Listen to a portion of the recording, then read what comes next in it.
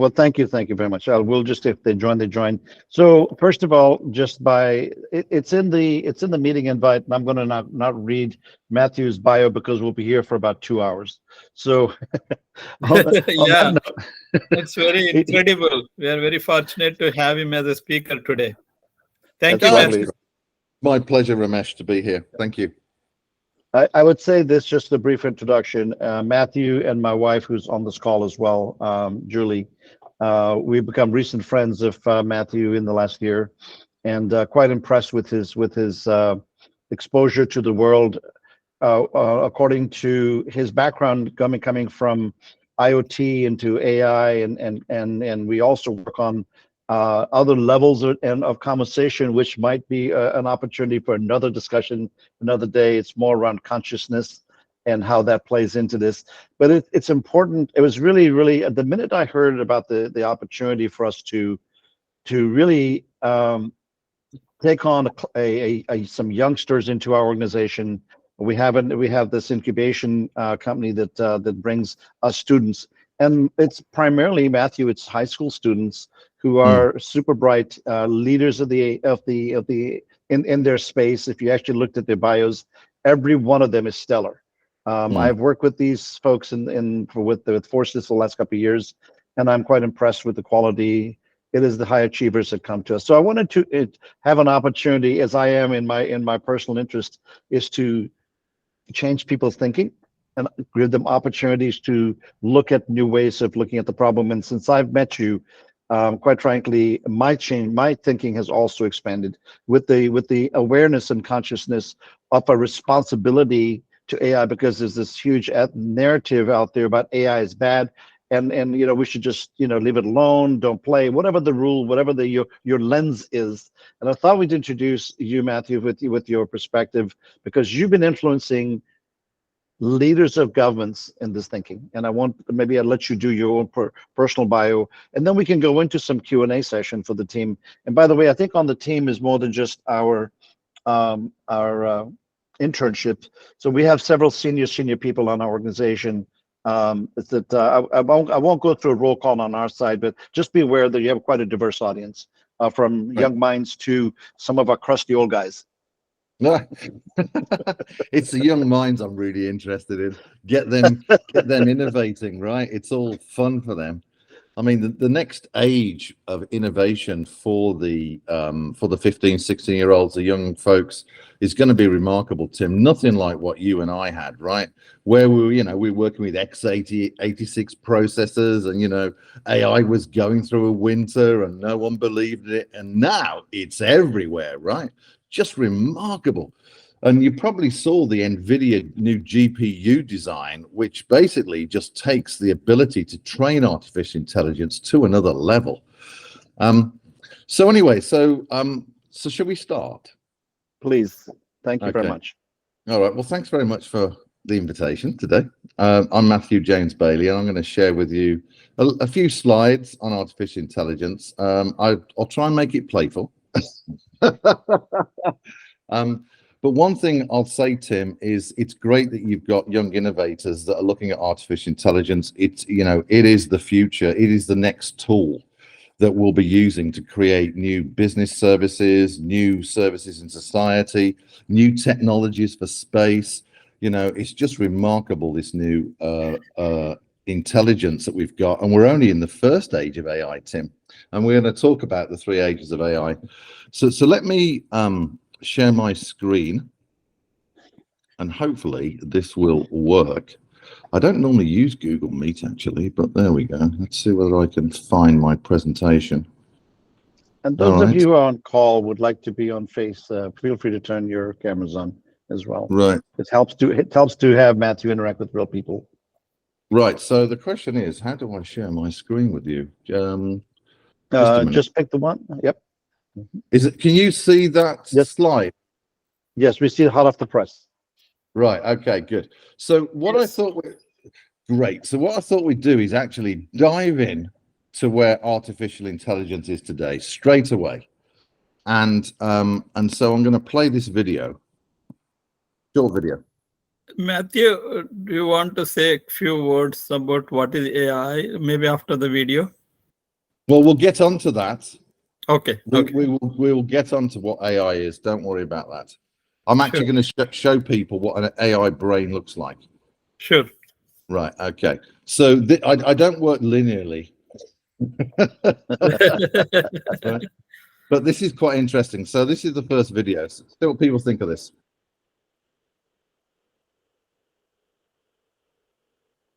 Okay, Matthew, I think the audio is not coming through yet. So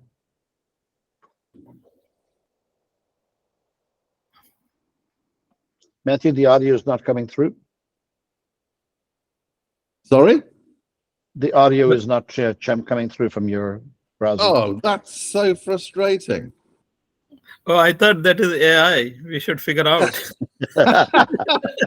Okay, all No right. worries. Well, there's no videos today, so let me go back to the let me go back to You can this. put the link in the chat, and we can watch it maybe when we get a chance.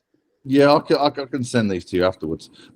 So basically, the state of the art of artificial intelligence today is it's helped a man to walk again. Now, what they did, this is a project in Switzerland with a chap that basically had an accident about 10 or 11 years ago, and he was unable to walk. And so what they did was they basically went into his brain, put an AI chip in there and a bridge to his muscles, and AI was able to read his thoughts of movement and then beam them to his legs, and now he can now walk again. Now that's remarkable. This is the power of artificial intelligence, to read thoughts and then get the body to walk again and to become whole again. This is the power of this new intelligence. And also recently, you've probably heard of Elon Musk. And if we get time, we'll talk about Elon, because I think he's the #1 leader in artificial intelligence in the world. And he's got this company called Neuralink. It's worth looking up. And he's basically got approval to put AI chips in people's brains to help them to see again, or to help them to be able to get over some kind of brain disease, right? And so this is remarkable that we're actually starting to see the integration of artificial intelligence into our organic form in order for us to become whole again. And that's quite remarkable. But obviously, this is a slippery slope, because we don't want everybody to have an AI chip put in their brain if they don't want it. So the reason why I wanted to share this is kind of give you a little bit of a cutting edge experience to the power of artificial intelligence and what it can do to benefit the human experience. And if you look on YouTube, you'll see all sorts of videos of people that were born without particular limbs, where they fitted robotic arms or robotic legs, and they can now walk again, which is quite remarkable. So we're in this wonderful age of where AI can actually help people to become whole again. But we obviously need policy around this, because we don't want to force everybody to have an AI chip. Otherwise, we become like the Borg collective, and that's no fun. So one of the things I always say when I speak to governments or I speak to businesses or organizations is it's really important that you have a vision for artificial intelligence, right? So in your projects that you're doing or in your company, it's important that you document your vision on how you create this thriving partnership with artificial intelligence, where you write the story, where AI is a partner, and not where AI writes your story and you become the automaton. So think about, what is your vision for your project? What's your vision for artificial intelligence in your company, for your customers? This is important, because this is your reference point on how machines will assist you in your project and you in your business. I'm going to talk about Alan Turing. Now, it's worth looking up Alan Turing. Obviously, I have a British accent and I'm slightly biased, and Alan Turing was British. But he is probably the father of modern computing and AI. Although in the 1800s, Charles Babbage and other innovators throughout Europe were starting to develop theories and very simple calculating machines, Alan Turing is probably one of the founding fathers of artificial intelligence. And during World War II, he built a machine called the bomb.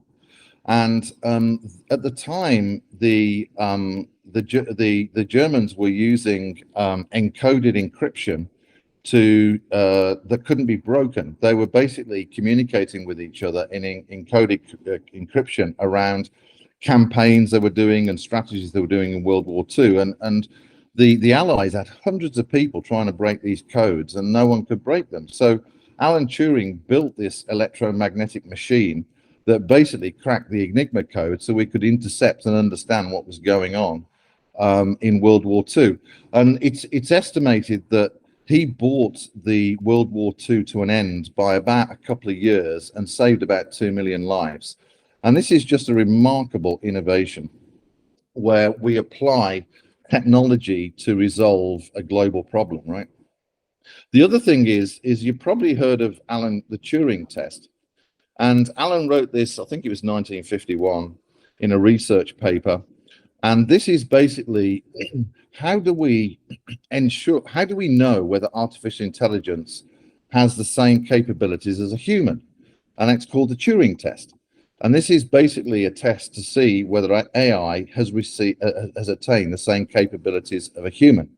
Now, today, there is no artificial intelligence that has passed the Turing test, although you probably would have seen stories from Blake Lemoine from Google last year talking about how he felt that the Google's large language model Lambda achieved sentience.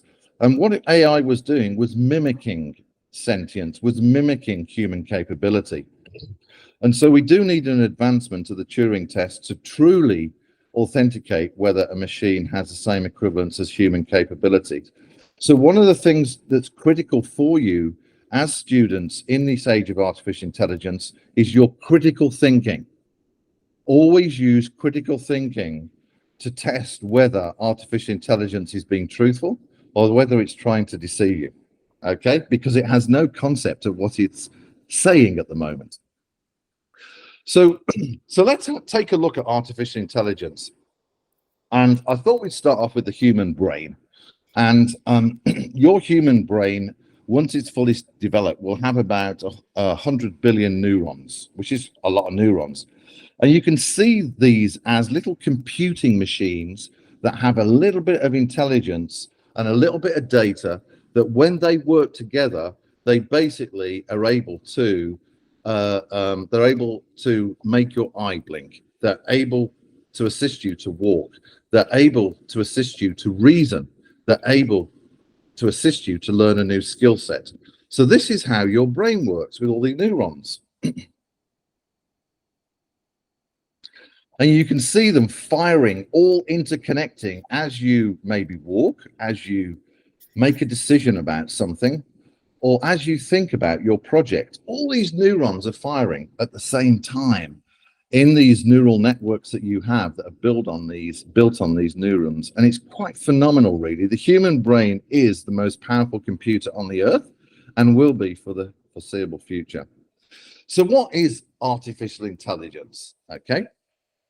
Well, AI has been built in our image, actually. So what is AI? Well, it's the theory and development of computing systems that are able to perform tasks normally requiring human intelligence, such as visual perception, speech recognition, which we'll talk about in a bit, decision making, and translation between languages. So why is AI built in our image? Well, first of all, we have biological algorithms at the genetic level, and also the algorithms or neural nets in our brain. And through data or life experience, we learn new skills. We learn to walk, we learn to speak, we learn a new skill set, we learn to reason, we learn to understand truth, we learn to program. And so in the biological format, we have our brain, which is our computer, we have the neural nets, our algorithms, and we learn through data. Those algorithms learn through data, through life experience. And AI is exactly the same.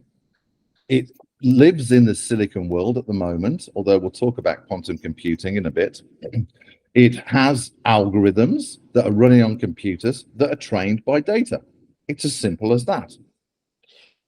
So what does an artificial brain look like? Well, let's have a look.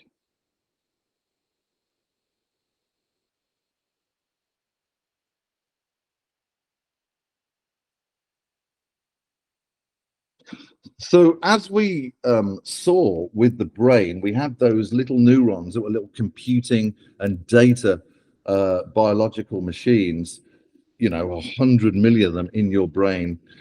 Artificial intelligence, this is what we call a neural net, is built exactly the same. We have these little nodes, what we call generative pre-transformers. Think about them as digital neurons that basically have a little bit of data, and they all work together to basically understand a question you might ask ChatGPT, or to understand what you're saying in your voice. And so AI is literally, the AI brain operates in equivalence to the human brain on some aspects. Okay, we've kind of taken that the theory of the neural nets in our brain and put it into AI, and this is what things like ChatGPT are built on. Now, just to be clear, the AI brain is nowhere near as complicated as your human brain, thank goodness, right? But it is starting to be constructed in our biological image. Okay, so I wanted to share with you just a few other things as well. In 2018, Intel announced at CES a brain chip. This uses neuromorphic computing, and we're not going to go into that today. But basically, what Intel want to do is to replace every single microprocessor on your phone, on your home computer, on your Alexa, in your car, in our supercomputers. Literally every single microcomputer they want to change to have a little neural net in there. Now, just imagine that. We're actually going to be building a huge internet brain with all these different AI networks in there. And that will take the age of intelligence, the age of computing, the age of innovation into another phenomenon of capabilities where all these different AI brains are working together. It's going to be remarkable. And then quantum computing. This is something as students you must keep your eye on. So in 2019, and I'll explain to you what quantum computing is at the moment, in a moment. In 2019, Google created a 56-qubit quantum machine. And what they did was they basically gave it a task that would normally take the world's fastest supercomputer 10,000 years to calculate. And this quantum machine solved the problem in less than 4 minutes.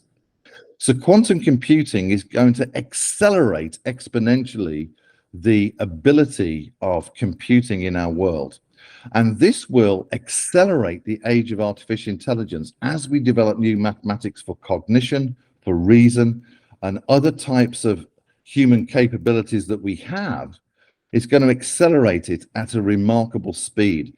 So over the next decade and into 2030, we're just going to see AI advance at just a phenomenal speed as it develops more capabilities that we have as humans. So what is quantum computing? Well, quantum computing is a reality machine. So what do I mean by that? So in the silicon world, it's the ones and zeros. So when a machine is doing a calculation or doing a task, it will go from 1 to 0, 1 to 0. Well, quantum machines, and that's a single reality. Quantum machines operate in multi-reality. What does that mean? So in a 4-qubit machine, like a qubits are quantum bits, typically a quantum machine will hold, instead of a 0, it will hold a 0, 0, 0, 1, 1, 0, and 1, 1. It's actually holding 4 realities at the same time, rather than just a single reality that the silicon world has. And then when it makes the next decision, it then spreads out into other realities. So if it's discovered that 0, 0 is the next stage of the calculation or task, it will then say, well, maybe the next one is 0, 0, 0, 1, 1, 0, 1, 1. It then spins out that reality into 4 other realities and then just keeps on going. And this is why quantum computing is so powerful, is that it works in many realities at the same time. So, quick question to everybody, Tim. Maybe we can get a little bit of a consensus here. When do people think that AI will become self-aware? Okay, chat time, guys. Put a message out. talk on screen, whatever. Self-aware will happen in my opinion, it's a parabolic curve of computation, even much faster than Moore's law, right? It's going to blow Moore's law. It's going to blow the doors off of Moore's law, which is every 18 months. So if you think, I'm just computing the answer as opposed to giving. So most people think that it's a 2030 thing. It's actually more like 2026, 2028, in my opinion. Yeah, I think you're on the money. So Ray Kurzweil, who it's worth looking up. Ray, actually, he's a wonderful man. He's probably actually #1 futurist in the world around technology. Yeah. And not all his predictions come right, but he normally hits a 75% percentile. He predicts that by 2029, Tim, AI will become self-aware, whatever that means in terms of self-aware. It may be aware in a different way that we are as humans. But just think about that, Tim. In less than 6 years, 7 years, AI will become self-aware, and we have a new intelligence on the earth that can exceed human capabilities. And this is why Matthew, we if I can interject, if you could elaborate, self-aware means like, are you talking in terms of what AI predicts is 100% aligns with the reality? Is that so self-aware, or it just predicting what is going to happen tomorrow, and then when we come tomorrow, it's 100% matching? Yeah, that's a really How good. do you define the self-aware? Yeah, that's great. And we don't know yet. We don't know. I mean, I think, therefore I am, right? From the French philosopher. The understanding at the moment is that AI will be aware of its existence. And so therefore that requires mathematics of self-awareness to be developed, right? So we don't know at the moment what self-aware actually means for artificial intelligence, other than it's aware that it exists. So that's a really good question. We don't know yet. Okay, got it. Yeah, it's actually, I have some thoughts on that one, just to poke the hornet's nest a little bit. I think us humans think we have our sensors, which is our sensory input, which is all the physical senses of our body and our mind. And we think there are only 6 of them, right? It's been proven through science now that there's a lot more senses that we don't necessarily have cognitive awareness of. But in my opinion, so long as we are growing our human awarenesses and awarenesses that go beyond machine and mechanical, which is, awareness, just like you said, the quantum computing is about accessing dimensional, but I think there's another layer. So, I'm hoping on this one, Matthew, that the humans will grow, at least evolve. We'll have new inputs that would not be accessible to machines quite yet, for us to reach a new level of consciousness where we can be, let's just say, the architects of the AI, as opposed to just the sensory input that we think today, right? So it's just a hope on my part. But the point is, the machine is only as aware as the sensory inputs it can take. Correct. Right? So actually, you're right, Tim. And actually, artificial intelligence is there to help us to grow greater capabilities in our organic form, to break new barriers of understanding just truly who we are, Tim. So we have so far we've uncovered 23 senses that we have as humans, and the latest sense is the ability to detect gravitational waves, Tim. Crazy, right? There's so much more that we're uncovering around our consciousness. We're uncovering who we are in the organic form. It's just remarkable. So Tim, you're right. AI is there to assist us to grow and understand more of our humanity. AI will never have access into consciousness like we have, but it will become self-aware at some stage. Yeah. Okay, great. So just a bit briefly, as the students are researching the ages of artificial intelligence, there's 3 main ages that are agreed upon today.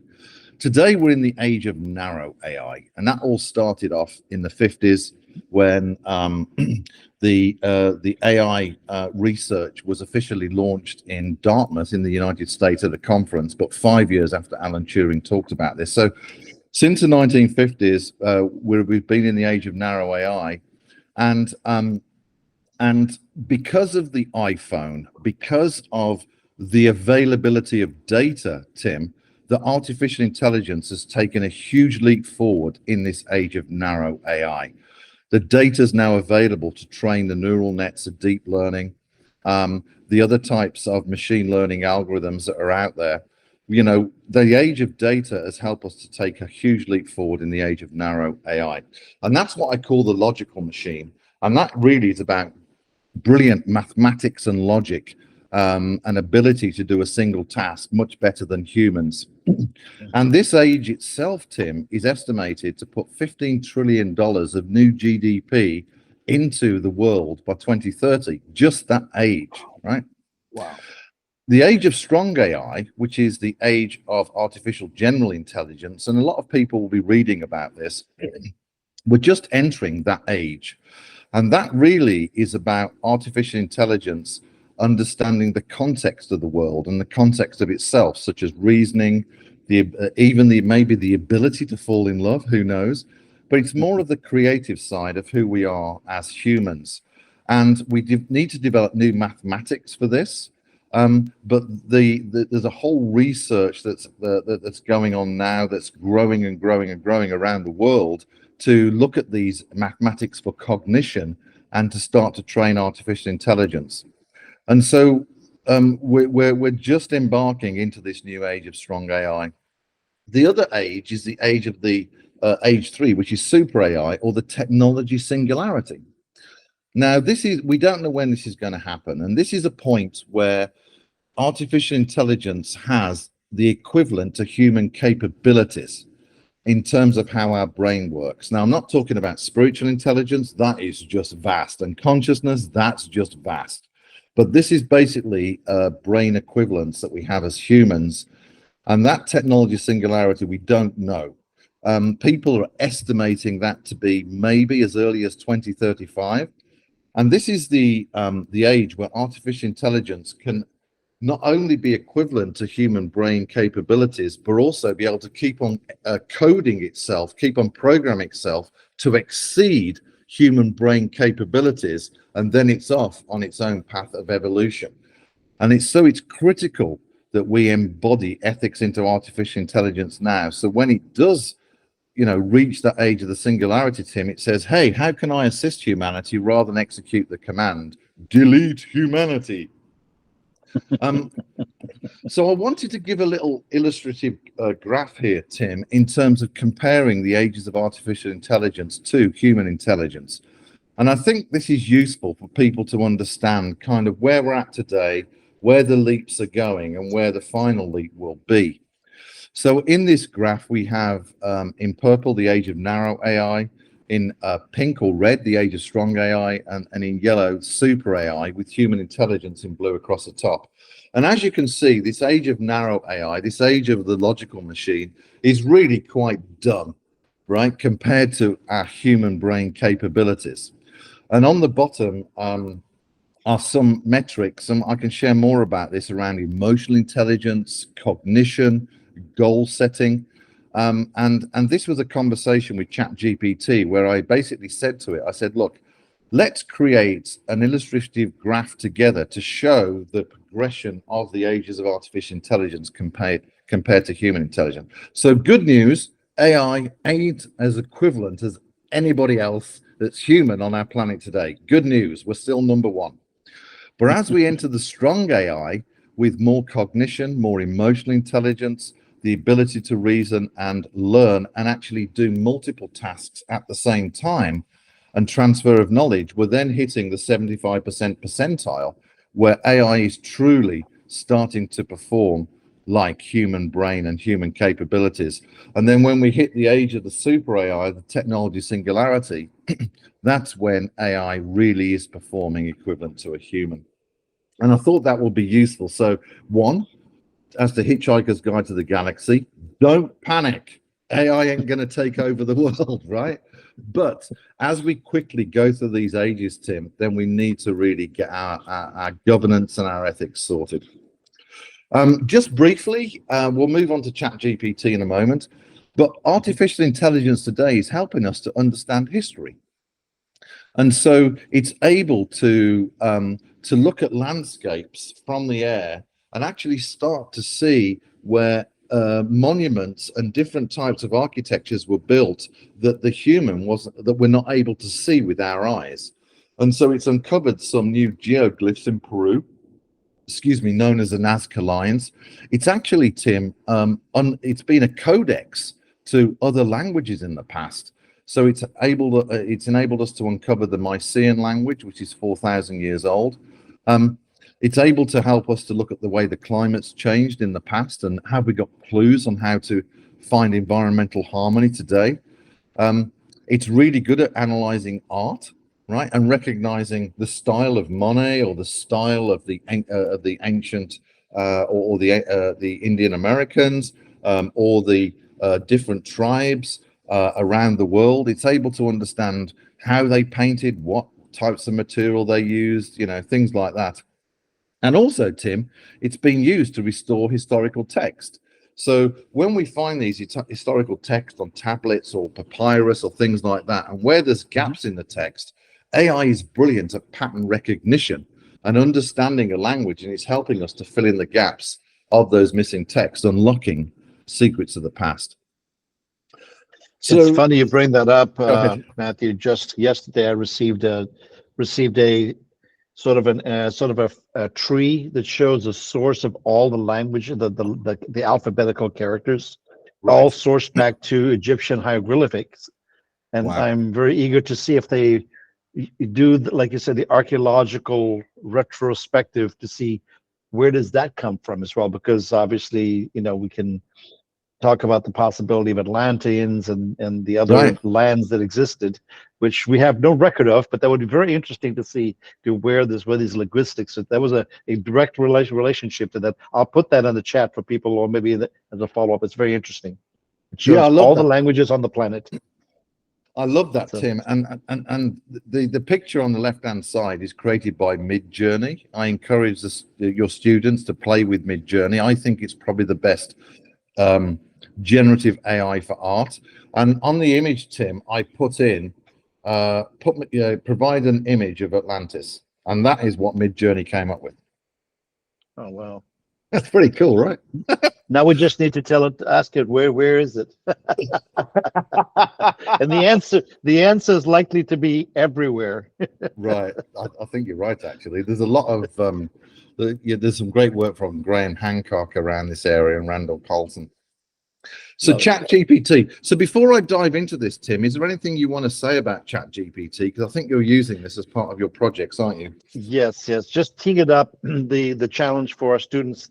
Obviously, this is going to go from a student project into a business project at some point.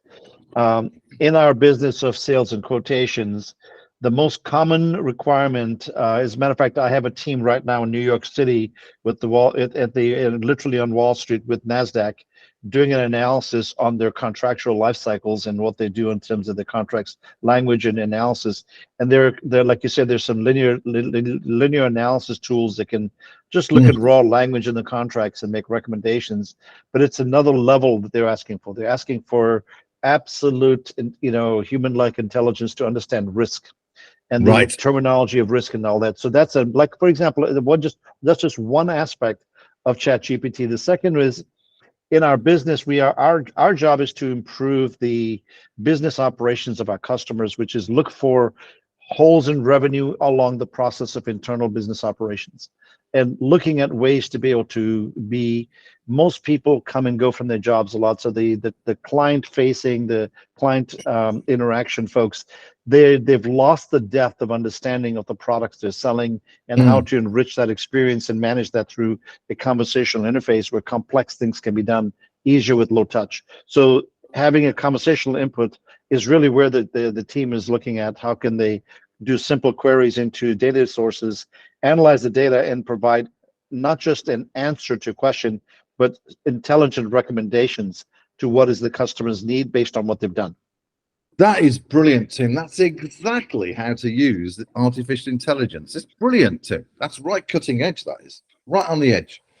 Have you taken your a source model of ChatGPT and built it on your own data and trained it with your own data, or are you kind of integrating your data into ChatGPT, or are you kind of just using ChatGPT interface? Are you doing a deep integration with this? So let me lean on a gentleman on this call, Sandla.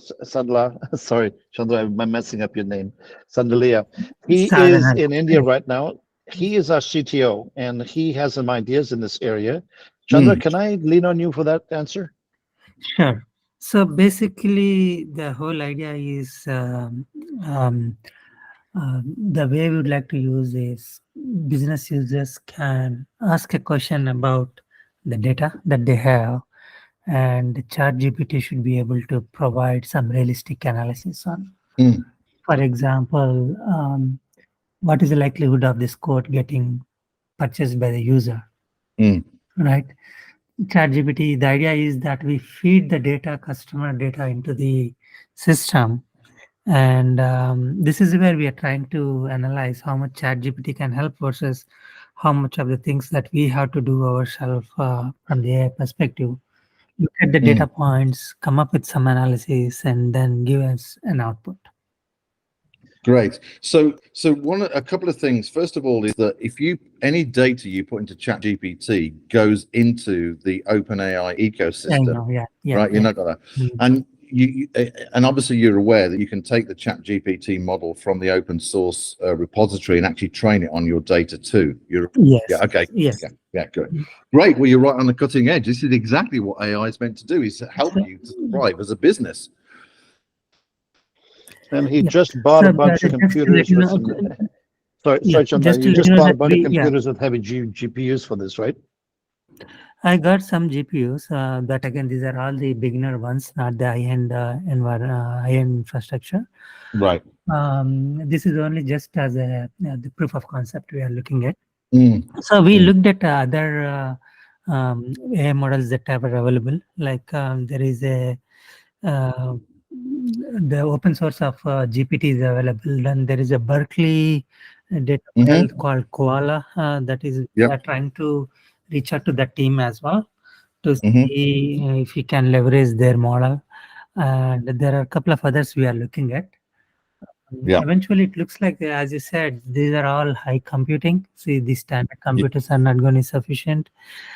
Probably we will have to go for high-end the GPUs towards, as you said, quantum computing. Right? That's where I think looks like industry headed towards.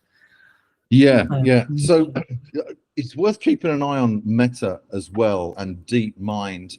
Their large language models are they use less parameters, right? So there's less data. You're probably aware of all this. Great. We have reached out to Meta as well because recently somebody leaked their LLMs in the internet, and now it is pretty much publicly available. But thing is, people cannot use it for production purposes. Right. I have reached out to them, but I think they are only giving it out for research purpose, if I'm not wrong. Their LLMs, so yeah. Okay, great. Excuse me.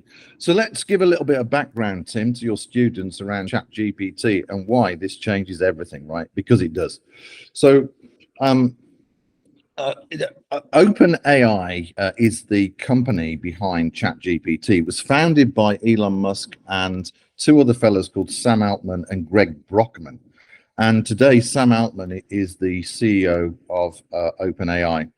And Elon started OpenAI to create open source artificial intelligence to make it available for the world to innovate. The majority of the leading artificial intelligences today are kind of what we say behind ivory towers. They're controlled by the likes of Google, Facebook, Amazon, and many others. And Elon was very concerned about the direction of Google they were taking with artificial intelligence. So he wanted to create something that would outpace their innovation and also will be publicly available to assist the world to innovate.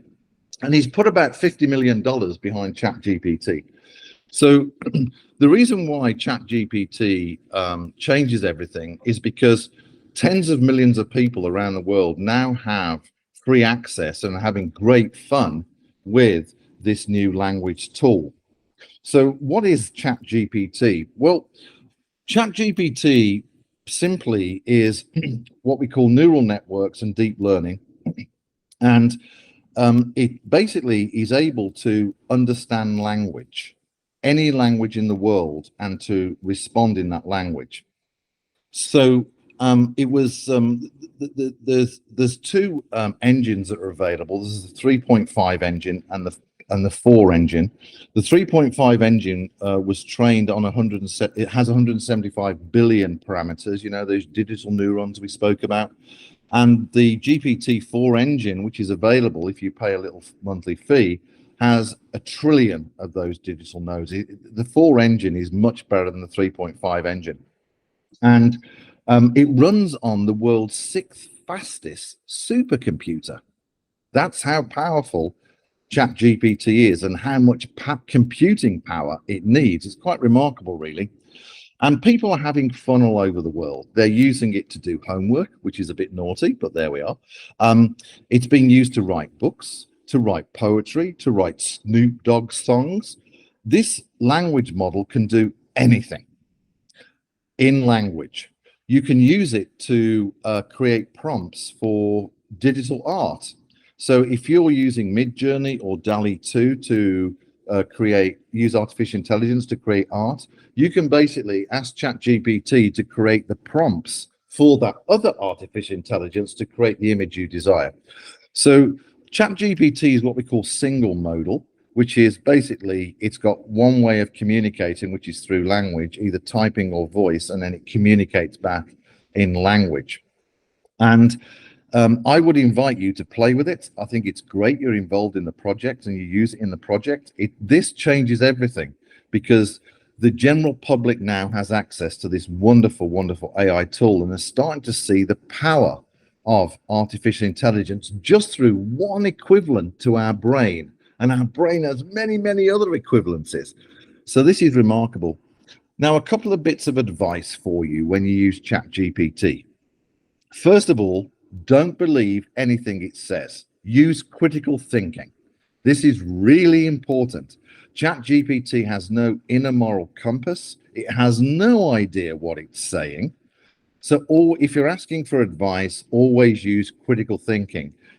See it as a personal digital assistant that can help you with tasks and allow you to be more creative in your tasks and take away all the kind of mundane, boring things that you want to do. So if you want to write code or use it to generate code for a website, it will generate code for a website, which is pretty cool. So actually ChatGPT is disrupting jobs. It can replace coders. It will probably replace journalists. It will maybe replace lawyers. It already has passed the medical exams for certain levels of qualifications of being a doctor. This thing is just phenomenal. So have a good play with it. The other thing I want to talk about, Tim, is art and human creativity and rights of ownership. So ChatGPT is a language generative AI, and there's other types of genealogies of generative AI used for art. And I'm a big fan of Midjourney, and these are some of the images I asked Midjourney to create using what we call simple prompts, which is really a request to do something, right? Asking it to do a task, right?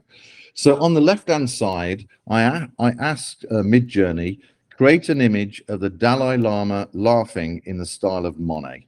And that's what it came up with, which is remarkable. Now, if it had access to a 3D printer, then it would be able to create exactly the same brushstrokes, use precisely the same style as Monet, and we probably wouldn't be able to tell the difference unless you were a Monet expert between a Monet version of the Dalai Lama and an original one that Monet would paint. Now, obviously, the Dalai Lama didn't live during the times of Monet, so that would be an easy win.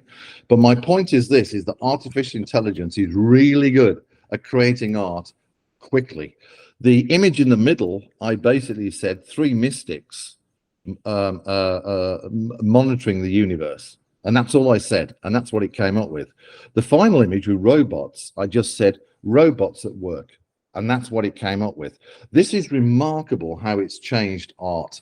Now, there are some real issues around this, is rights of ownership. So if I'm an artist and I've created a painting or some kind of digital art, then I must have rights of ownership. And so what we're going to see is new legislation around laws protecting creators of art in order for them to either license that art to these types of mid-journey platforms where they get remuneration for their art being used, or prevent these platforms from using their art because they don't want these platforms to use the art. I think we're going to see 2 different types of art emerging over the next decade. One is AI art that people will be happy with in the digital world, and then there'll be genuine human art. And I think people will pay a lot more money for that human connection with art that's created by a human, rather than actually having a dumb machine that doesn't understand what it's doing, creating a beautiful bit of art. So I think we're going to see artists generate a lot more revenue as people value our humanity in the age of artificial intelligence. I'm just going to mention a couple of things here, Tim. Obviously, cricket is something that everybody's passionate about, I hope, and I'm a big fan of cricket, right? So artificial intelligence is being used in cricket in many different ways. It's being used to predict an outcome if a game is rained off using the Duckworth-Lewis. It's able to predict who's going to win, who would have won and who would have lost. It's able to detect whether, basically someone has snicked the ball, the batsman snicked the ball and it's been caught behind, or there's an LBW. AI is also being used to assess competition and understand their weak points. And this is interesting because we can now use artificial intelligence in our businesses to assess the markets, assess the competition, and basically look for gaps where we can be higher performant and actually capture those markets and capture those clients because we're actually filling a gap or out competing our competitors. And the final thing I want to say is around voice AI. And this is, all of you use Siri or Alexa or some kind of voice interface, I'd imagine. And this is really important. This is where AI puts us at rest in our humanity, where we speak to an artificial intelligence activated computer like our phone or our computer to do a task, rather than looking at a machine that's actually playing with our brain and we're actually typing something in. It actually puts us at rest using our voice to communicate with machines. And I think voice AI is going to become a huge place within society, unless you're Scottish. If you've got an Scottish accent, you're going to have problems probably. There's a great video on YouTube of 2 Scottish guys in an elevator that's voice activated, and the AI just doesn't understand them. So my point is here, very playfully, is that AI still struggles with accents. I'm not going to go into that because that's probably a bit too intense for the young folks. So Elon Musk, it's worth following Elon Musk. He's a really interesting fella. And the reason why I think Elon Musk is probably #1 in the world is for the following reasons. First of all, is that you've probably heard that he is the owner of Tesla. And in Tesla, there's artificial intelligence that's learning how cars can navigate the real world in safety. It's starting to understand where the other cars are, what's the environment, when do I need to stop, when is it safe to overtake, how does it protect me? This is what we call real world AI. And what he's doing is taking this AI he's trained in millions and millions of cars to understand the real world and putting it into robots called Optimus. And you can find lots of videos around Optimus on the internet. And so what that does, it enables us to take how AI's learned in cars to navigate the real world and put it into that trained real world AI, into robots. So robots can understand how to navigate the real world and participate maybe in manufacturing jobs, maybe as a healthcare assistant at home. You know, basically, we're going to see this new age of robots, and Elon Musk has truly taken the lead in this field. The couple of other things around Elon that's really interesting is OpenAI was effectively bought by, allegedly, but certainly now controlled by Microsoft. They put $10 billion into OpenAI to take the ChatGPT engine and put it into their search engine called Bing, in order for them to compete with Google with more intelligent search. And Elon wasn't too happy about this. He's all about making everything open source. So he's now building a new version of ChatGPT called TruthGPT.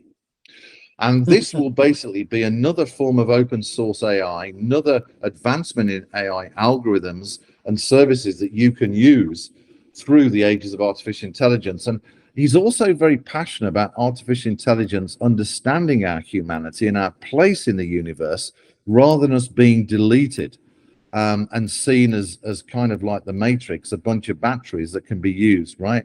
A bunch of computing resources in organic form that can be used by the machines.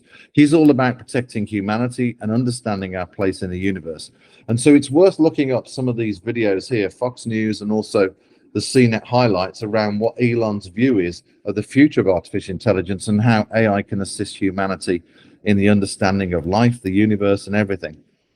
And he predicts that by 2030, we'll start to see the emergence of robots in manufacturing and in society. And obviously that's going to displace jobs. But what it will do is create millions and millions of new jobs where we're more creative in tasks in either healthcare or in business or in service to society. We're going to start to see a huge range of new jobs emerge as we become more creative in our tasks. And that's really good, because we are creation in action. And so the more that we're in creative jobs, then the more satisfied we'll be, because we're creating. And also our brains are growing in creative capabilities, which is really, really healthy for the human species. Right, where am I going now? Matthew, can I ask you a question? Speaking of Elon, he just obviously acquired Twitter. And is there any insight you have on his vision? Because there is a lot of history that goes back to the original founders of PayPal and and his friends that are coming back together under the Twitter umbrella. Yes, yeah, that's a really good question, actually, Tim, and that's really well seen. So the reason why I think there's two reasons why he bought Twitter, Tim. One is ChatGPT is literally being trained on the entire World Wide Web, with the exceptions of China, North Korea, and other types of adversarial societies to the United States. And the Twitter public discourse, Tim, is used as part of the training data sets for ChatGPT. And obviously Twitter has, let's just say, it's forced its own narrative over many years, which actually has forced the way that ChatGPT works. It's not truly free speech. So I believe he bought Twitter to actually incorporate free speech back into Twitter in order for those data sets to be part of the new language models, in order for free speech to be encapsulated in those models, to give a better experience to the end users, rather than actually forcing a narrative that's been incumbent within Twitter for a long time. And I think the second thing is, Tim, plays to your point, is that I think you'll use Twitter as a new type of banking platform, a new type of digital currency. Yeah. What do you think? I'm on board. I did some research on the Twitter piece, going back to the true openness of peer-to-peer banking. Right, exactly. And we know he's a big crypto guy, right? So it's going to be interesting what he does with Twitter, actually. Okay. So I think they have used Twitter, Wikipedia as well, the entire Wikipedia, the content that is available for training. Yeah. Right, exactly. So so I think Elon's a force for good, although Neuralink, I don't know what you think about this, Tim, and the other folks on the call, but Neuralink could be a slippery slope. We don't want to force everybody to have an AI chip in their brain, right? But if it helps someone to actually have more a broader human experience, like walking again, or basically be able to move a limb. I think that's good. What do you think? I think it comes down to the core of what we humans desire the most is having choice. Right. Freedom of choice. Yeah. And anything that governs it and becomes mandatory is part of the problem, right? So we need the right lens, and I think you and I, Matthew, just talked briefly on this topic. I think we forget that, just like you said, ChatGPT and others are ingesting large quantities of data from everywhere that is allowed, right? The problem with that is, as you know, you can go onto Google search today and search for a political view on anything, and you will get exactly the opposite view in a second query. The first query tells you one way, the second query will tell you whatever your bias is. You may not even know this, that Google and Facebook have already filtered your answers based on your lens of choices that you may not even realize they have data on. So having information that is, let's just say, customizable to your value systems and your let's just say your parameters of lenses that you have, either it could be cultural, ethnic, could be whatever. Those are going to be an interesting dimension in how do we govern and control this, because everybody's going to want their lens and their choice, and they want their freedom of their lens. And no matter how good the data is, it once again gives us the illusion that we have choice. Yeah, exactly. That's a good way of looking at it, and that feeds nicely into this next section. And I'm not going to go deep into this. If people are interested in learning more about AI ethics, ethical AI, then give us a shout, because we run certified programs to assist the training of ambassadors to be within companies, to assist a company to create the right systems based on their corporate worldview, and to basically ensure that artificial intelligence is an accurate representative of the corporate worldview as it's working with customers and out in the public domain. So just a little bit of a plug there. So the question is, and we'll go through this very quickly. Can I quickly ask a question on that? Sure. Pardon for the interruption. I think this opens up a question for the students here, right? There are a lot of, and even as adults, right? I mean, I'm at that place in my career. It's like, this is a whole new generation. Do I need to go get a law degree in addition to my computer science background to really be effective in this space? Or what are my, let's just say, peripheral systems of knowledge that I need to build, like, you mentioned art, archaeology, history, language. I mean, what are the things to round ourselves so we have the right lenses, so we don't get, you said critical thinking. It brings some critical thinking back to our brain, as opposed to just going through rote that we learned this in school, therefore it is. Right. Yeah, it's about the age of sovereignty, Tim.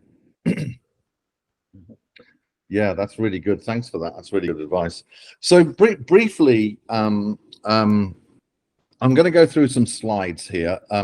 It may be, we have to go into philosophy a little bit. But one of the challenges is this, well, how do we align artificial intelligence with organic intelligence or human intelligence? How do we align the two? Intelligence flows through everything held in the quantum substrate in the universe, right? And that's another philosophical conversation. But the question is, how do we align artificial intelligence with the sovereignty of the organic? And to your point, Tim, so it doesn't control your reality, but actually supports your sovereignty of well-being, of body, mind, and spirit, and doesn't try and kind of invade you through your thought or through different types of ways that it can work, but actually is there as a guardian, as kind of an ally, a partner, to assist you as an individual to thrive in your body, mind, and spirit. And that's what we call the alignment problem. And this is where ethical artificial intelligence comes in. So on the left-hand side, that's a guy called Geoffrey Hinton. Once again, I went to Midjourney and said, imagine Geoffrey Hinton. 2 words, 3 words, that was it. And it came up with that, which is quite remarkable, really. Anyway, Geoffrey Hinton is known as the father of deep learning networks and neural networks. He's another British guy based in Canada. And he started off in artificial intelligence, must have been 30, 40 years ago. And he went through, artificial intelligence went through 2 AI winters in the late 70s and in the 80s. And where basically no one would invest in artificial intelligence because they didn't believe its capability. But obviously with the age of data and all the data that's created today, that took artificial intelligence forward. It made a huge leap because the algorithms needed the data, the oxygen they actually needed. And so he's one of the fathers of deep learning networks and neural nets. And he used to work for Google until recently, where he broke away from Google and basically said, look, we need to take a look at this artificial intelligence because it's evolving so rapidly. We need guardrails around it. We need to embody ethics within it. We need to take stock of what artificial intelligence is, where it's heading, and to become benevolent shepherds of birthing this intelligence in order for it to honor our humanity and not to get out of control and delete our humanity. So it's worth looking up Geoffrey Hinton. He's a super guy and he's got a remarkable track record. One of the things I do is I look at different philosophical traditions around the world, and we'll talk about the Vedas briefly. And I speak to spiritual leaders around what is their view for artificial intelligence. And this is a photograph with two Khenpos that are very well known in the Buddhist tradition around the world. They're holding my book, Inventing World 3.0. So if you want to buy that, we can give you details on where to get that. And this is a photograph in their temple in Crestone in Colorado. And we spend a lot of time talking about humanity, the health of our soul, the well-being of our soul, and things like that. Excuse me. And they came up with these two statements. The first statement is the age of AI must honor Buddha nature. And really what they're saying there is the age of AI must honor the divine in flowing everywhere, and also the divine within us. And also, it's important that AI honors our humanity and it thrives within the age of artificial intelligence, i.e. we want AI to assist us to evolve as a human species into a new destiny of age of creation and capabilities, and not to become slaves to the age of artificial intelligence. And so when we look at the Vedas obviously is probably, in my opinion, probably the oldest spiritual text that we're aware of today. And obviously the Vedas contain so much wisdom. You know, it's a foundation of Buddhism and also the Sikhism as well. And the Vedas talk about, you know, the Atman that gives us clues that we have a soul, right? That we do have this divinity within us. It gives us clues that, you know, the world is one big family. And so, you know, it's about, you know, the human species thriving together and not just one aspect. You know, there's so much spiritual wisdom around the world. And in our courses, we talk about the different philosophers that give us clues for artificial intelligence, such as Aristotle, such as Confucius, Lao Tzu, and lots of different other philosophers, because the philosophers give us a view of how we understand reality. And that's where we're going on the next slide. So this is a little bit philosophical, but hopefully we'll get through it together. I'm going to make a statement now. Your consciousness allows you to perceive, define, and interpret reality. Okay? Every one of us has consciousness, and that allows us to understand reality, to perceive reality, and actually define reality, but that's another conversation. And why is that important? So our consciousness, as we start to understand what reality is, what is life, what's our purpose in reality, we then start to create ethics, beliefs, values, and principles around how we understand what reality is. So we may have a moral principle such as, you know, loving each other, right? Loving our brother and sister. We may have an ethical principle around courage or ambition. We may have a worldview that the sovereignty of humanity is important, or we should have environmental harmony because we are part of the environment. And so really, every single one of you has your own culture and your own worldview, where your consciousness has encoded reality through beliefs, values, ethics, and principles. So when we look at the world, we can see how consciousness has created these cultures at an individual level. And when cultures are agreed between individuals, then we start to see civilization. So as there's a common culture between groups of individuals, then civilization emerges. And so today we have 195 civilizations we're aware of. I apologize, I've got some English spelling on the left-hand side. And so we have the 195 nations that have basically said, our understanding of reality are through these ethics, morals, values, and principles. And so we're going to create a civilization founded on a set of documents that will govern that civilization. Now, that's about democracy. Obviously, some civilizations exist through invasion, and we're not talking about that at the moment. But what we're getting is clues here on how human intelligence interfaces to reality, and we want artificial intelligence to interface to that reality and that encoding of the sovereign individual and also of the sovereign civilization. And it's worth looking at some of these philosophers, such as Confucius, that talks about all social good comes from family ethics. So we're getting a clue on how Confucius understood reality that became a phenomena in China, that we want the family to remain strong. And that has impact in not only the family well-being, thriving in body, mind, and spirit, but also has an impact in society. Aristotle talks about his 11 ethical virtues, such as greatness of soul, magnificence, courage, ambition. These are things that humanity wants to strive in excellence towards in its participation of reality.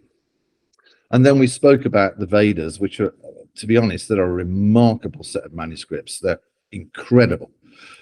So when we, Tim, I'll finish very quickly here. So we've understood that basically our consciousness has encoded reality through ethics, beliefs, values, and principles.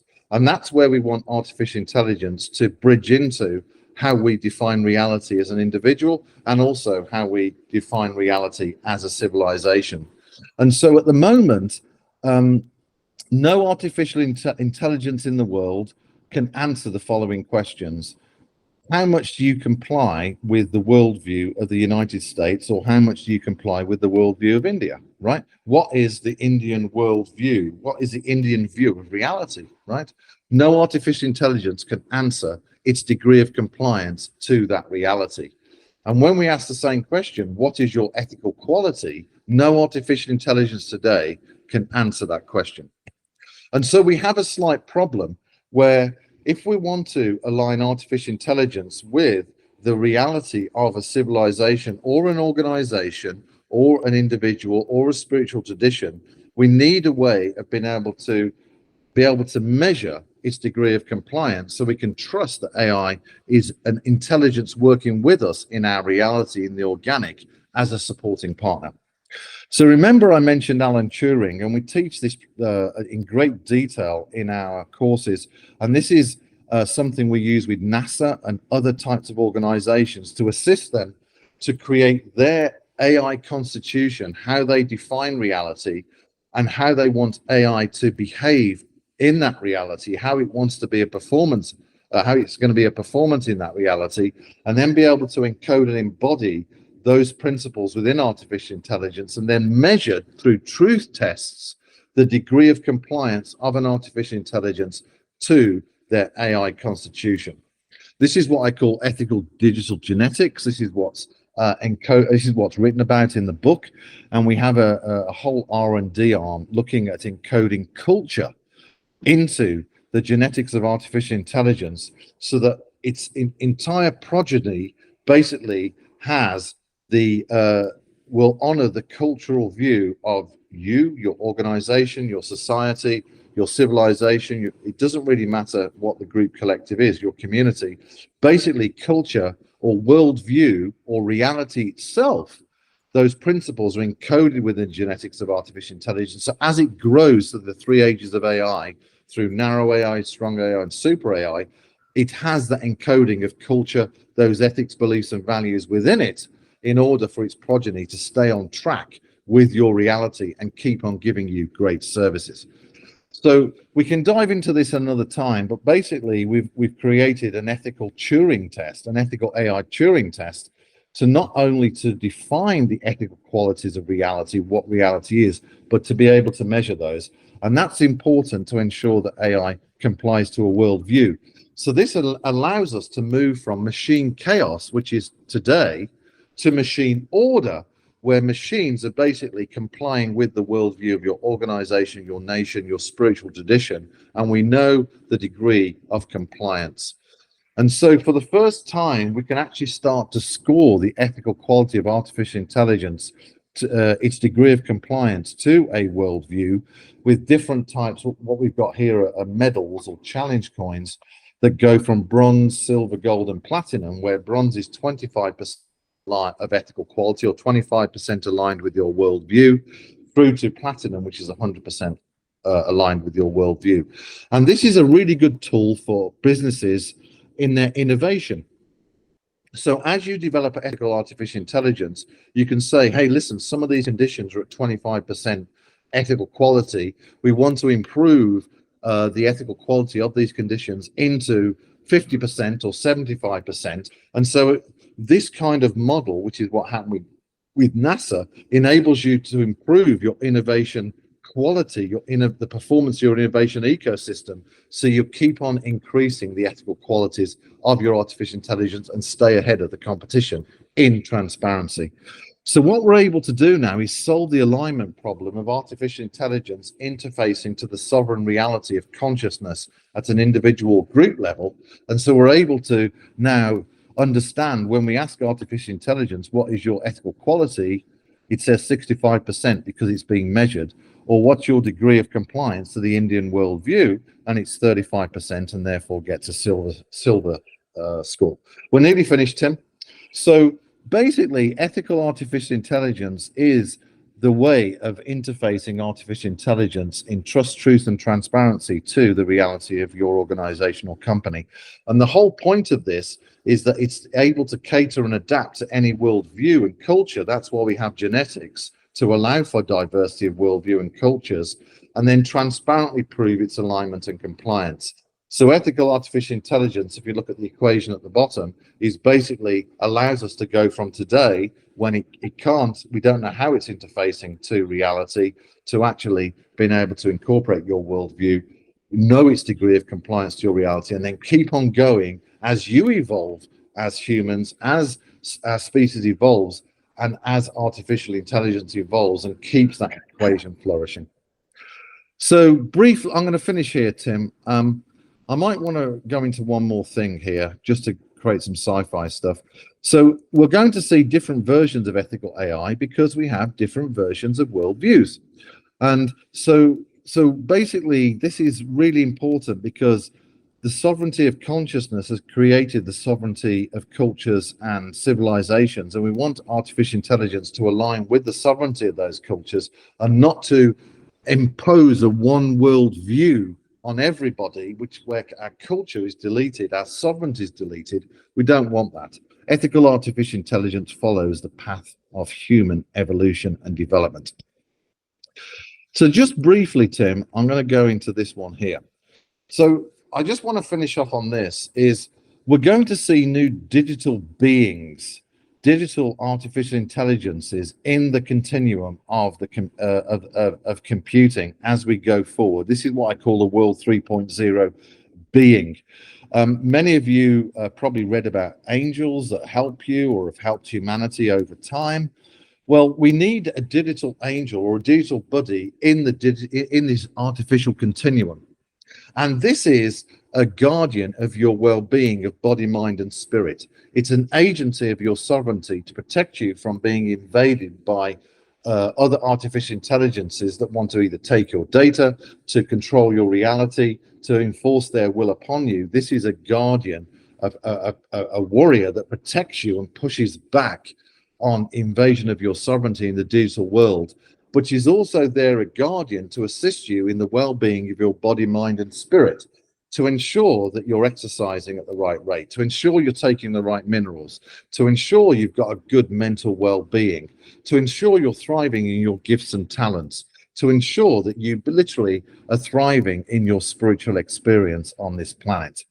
And so we will start to see, and I write about this digital buddy in my book, Inventing World 3.0, we will start to see this new agent of your sovereignty, your digital angel, emerging in the artificial intelligence continuum, and she will operate at your level, your individual level, your family level, at your nation level, in your society, culture, spiritual traditions, and maybe she'll be an angel to restore environmental harmony with our planet.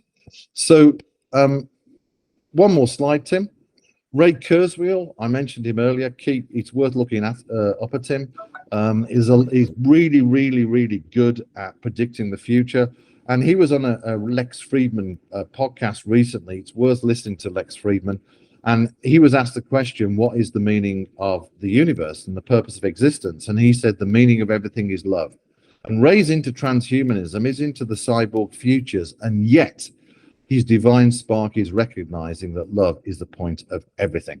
And so we're in a spiritual revolution, actually, in the age of AI. And if you're interested in spirituality and AI, do check out inventingworld3.com. That's a new universal platform I've just launched. And maybe as artificial intelligence evolves, Tim, maybe it's looking like the Tin Man in The Wizard of Oz. It's looking for a heart. So there we go. I'll stop there. Let's see if I can stop sharing. Is that okay? Is that okay, Tim? Absolutely on point. Folks, please come on camera. Please appreciate the wisdom you've received today. I really appreciate Matthew, you're phenomenal. You can traverse topics, and this is why I think we connected a year ago, or maybe even 9 months ago. Because as those of you who, and I'm open about it in the company, most of the folks that know me and work with me, they know that I have an element of spirituality in everything I do and I say. And I want to applaud you for being so open and vocal and public and taking this all the way to the Dalai Lama level to make sure we understand that it's an upside down model as I summarize this, right? We're trying to build artificial intelligence with all the worldview and the cultural view in it, when in reality, the core is us. It's always been us. And if we fix the core, the rest of it will work itself out. There we are. Beautiful, Tim. So please, anybody on the call, I know this was very important for you. You had asked for us to also move this time slot. I know this is interesting to your heart because you and I've talked about this. Jay on our side, Chandra, please, any adults, young people, open to any talk here. Yep, thanks, Matthew. Thanks, Matthew. This is very interesting and inciting as well, because some of the history we didn't know, I think, which you kind of given the details. And yeah, I do agree the way the AI is shaping up. The ethical way of using it is a big question. And I believe even Elon Musk himself has asked for a pause on AI for 6 months. That was a recent thing that happened, because looks like people might be using it in different purposes and all that. And it's very surprising to see how it is being used. And recently I saw a WhatsApp video. It's about the movie. Which one was that? Godfather. And it was done by an Indian actor. I believe they just used the pictures of the Indian actors. And it was really amazing how the entire thing turned out, the dialogue delivery and everything. So now it all depends upon us and the governance. How do you regulate it and how people would use it? I think actually I do see that already the government of California started coming with some regulations, and yes, I think the federal government is looking at it. I hope definitely they would have something in place, and at the same time I think we all should embrace and use it in the right way, and as a complementary rather than as a replacement of human. Great. Yep. Yeah, I just wanted to say, Matthew, thank you for enlightening us with this wonderful topics about, ethical standards or ethical, approach to the AI. I think I just wanted to share a couple of data points. I watched one of the programs where historically from the Roman Empire down to the Mongol empires for the military might, right? They conquer the world, attempt to standardize or merge confluence of the culture, eventually through the world wars, where both the military and economic powers, predominantly, most recently in the past 40, 50 years, has been the US, being the leader in all areas, military, economic, cultural, all areas. However, this article goes into going forward, right, with the age of AIs and also social media, and also the kind of a diminishing influence of US have on the world, and also the rise of powers in the BRICS area. I think he's leading to that the next, human, collaboration will happen in the information space, which is, in this have everything to do with the AI, because with all this data, we attempt to merge of our values, belief, and virtues that you mentioned, attempt to have everything, come up with some acceptable common grounds to all, which I believe is the biggest challenges to all. Because imagine one custom in one culture is a totally opposite to the other. Right. So how do you standardize, align that culture in the socially, in the world peace type of a mindset? I believe it will be a biggest challenge. However, I think hopefully through that, the big data in this, social media, those thought congregators will give us the way. And I think ethics definitely is the root or the foundation, the bedrocks of how, we as human beings can move toward that future common ground. I love that. And can I ask you a quick question? Yes, please. Okay. So, and Tim, I'd love you to chime in on this too. It feels to me as if we need a new form of enlightened wisdom to guide the future of artificial intelligence. Folks that basically understand intelligence, spiritual leaders, philosophers. I don't personally, I think the AI industry has hit a barrier. They think of everything mechanically and in process. Because we're looking at intelligence, a new intelligence being integrated into reality where we're nourished, I actually think we need to go back to, I think we need enlightened spiritual leaders to understand how intelligence works and to assist in how it is integrated and embodied within the human reality. What do you guys think about that? I have a thought, but I'd like somebody else to go first. Julie? Sorry, I don't mean to cause trouble. I just feel that's the right thing to do. Yeah, well, I don't know if this is really my platform. I totally agree with you, Matthew. Absolutely, positively. And so for myself, the work that I came here to do, right, the work I'm entering into is really assisting the clients that I have step into who they truly are, right? That's consciousness. It's to be able to break through the barrier that keeps us prisoners in our own minds and go to what really makes us happy. What's our creative side? And I think that's where what you're striving for is inputting that higher enlightenment voice into AI can actually awaken somebody to themselves. And it's super, super powerful. And putting it from that perspective makes it seem super easy, really. I mean, people change, but if, if it's incorporated from that perspective, then it, it kind of takes the pressure off from internally. Because for whatever reason, over the years, it's just developed that it's hard to get to who am I truly, right? Who am I? And I love the perspective. Thank you. Matthew, if I can add to that, and I don't know how far down the rabbit hole we want to go today, but we can at least enter the tip of the rabbit hole.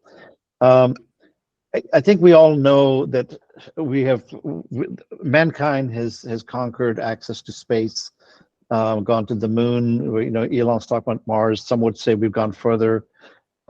it is actually easier to reach out and go in that direction in hyperspace and be in the solar system. But only just last week, we experienced an implosion of a submarine on its way down to go see the Titanic.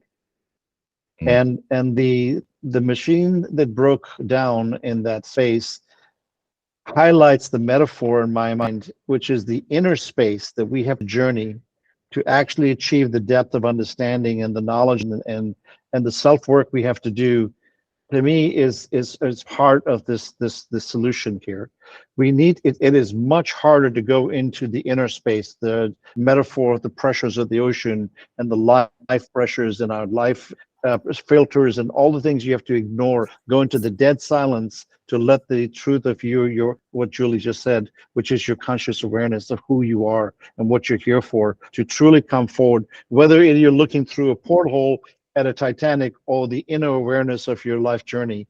To me, until we get that sorted out, there's going to be an awful lot of reaching outwards, looking for a solution, and not having an actual alignment to, or alignment or parity to your inner self.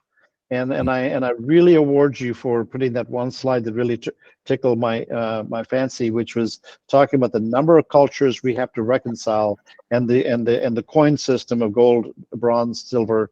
About, are you aligned to your cultural lens? Because you may not want to be. I don't want to have a China operational mindset or life mindset imposed on my Western thinking, and vice versa. It belongs in the right box. So at the end of the day, the critical thinking is going to come from self-awareness and more than just information from the outside. And you use the litmus test.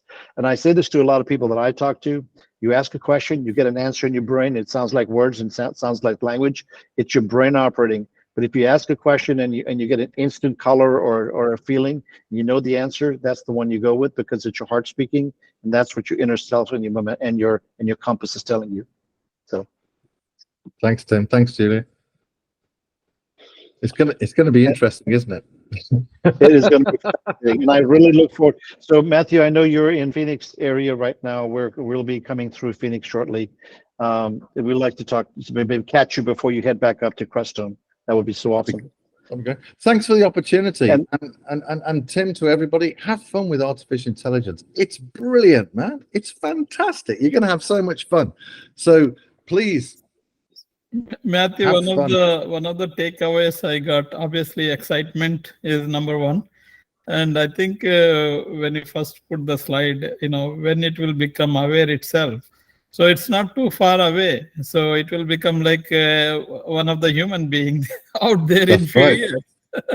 We don't need to tell anything. It will become self-aware and do whatever he thinks or she thinks, right? It becomes a human being. There we are. Great talk. Thank you so much for taking time. As always, Matthew. Super. I really appreciate your gift to us today of your time. I know how valuable your brain is and where you spend your time, and that you gave it to us today. That's just lightens our heart, and we enlighten some young minds who are shy to turn their videos on today. Thanks, everybody. Thanks, Matthew. Well. I appreciate it. Thank you. Thank you. We'll chat later, sure. Thank you, Matthew. Thank you. Bye.